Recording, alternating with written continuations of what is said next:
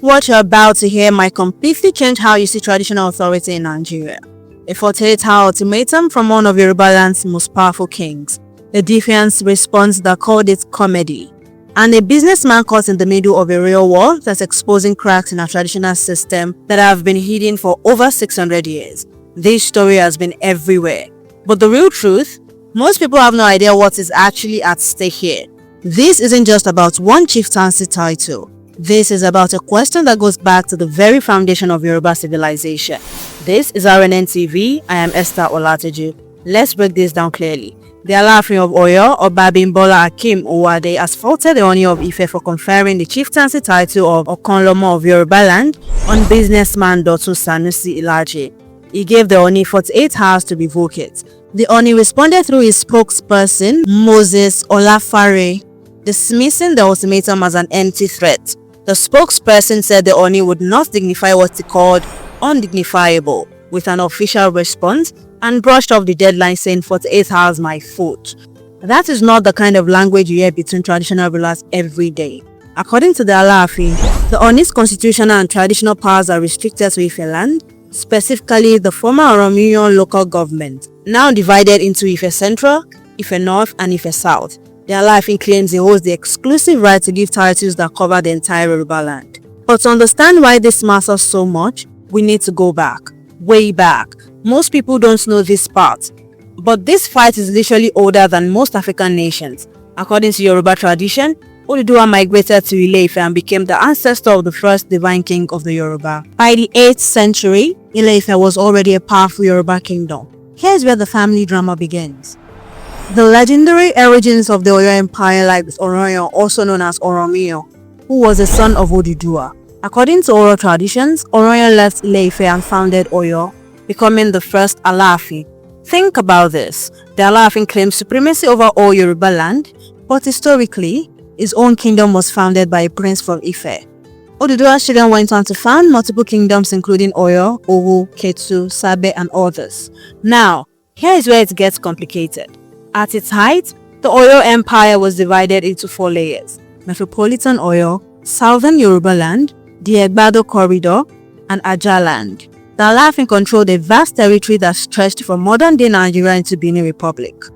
But Ile-Ife remained the spiritual capital, the place where it all began.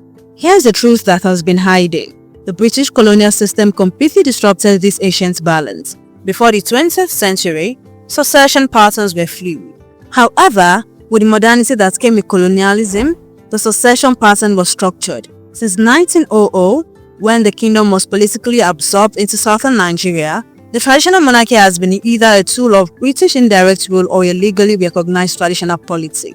The British created artificial boundaries. They issued instruments of office that defined each traditional ruler's jurisdiction in colonial terms: local governments, not ancient territories. And this is exactly what the Alaafin is citing today. He's saying the Ooni's official authority as defined by colonial and post-colonial governments covers only 3 local government areas. But the Ooni sees himself as more than just the local government's traditional ruler. Most people don't know this part. This exact fight happened before. In 1991, there was a similar clash between the late Alaafin and the former Ooni over another Yorubaland title called Akinrogun of Yorubaland. The same argument, the same territorial disputes, the same questions about who speak for all Yoruba people. 34 years later, we're still having the same conversation. That tells you this isn't really about Dotun Sanusi Ilaje or even this specific title. Here's why this matters to every Nigerian. First, this is about identity. Are we still one Yoruba people with shared leadership, or are we now just separate kingdoms defined by colonial boundaries? Second, it's about respect for traditional authority. When our kings are fighting publicly like this, it weakens the institution that millions of people still revere. Third, it's about power in modern Nigeria.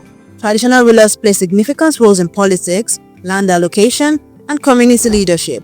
Who has the bigger voice matters. The businessman at the center, Dr. Sanusi Ilaje, probably never imagined that accepting a chieftaincy title would put him in the middle of a 600-year-old family dispute that is now making headlines across Nigeria.